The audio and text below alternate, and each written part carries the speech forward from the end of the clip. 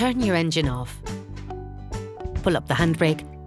You access the pollen filter through the glove box of the passenger side of the car. With your index finger, push the lever that holds the cover of the filter compartment upwards. Then, pull the whole thing upwards.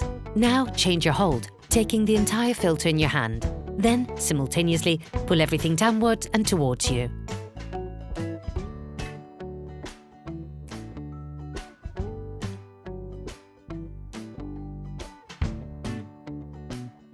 Prepare the new pollen filter.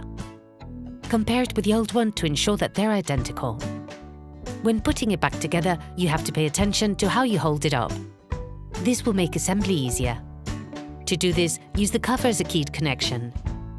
Put it in place by pushing the filter into its housing. Don't worry about slightly folding it and bending it in the process.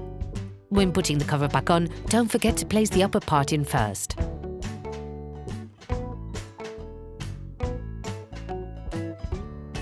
This will allow you to lock the entire thing in place when attaching the lower part of the cover. Operation completed.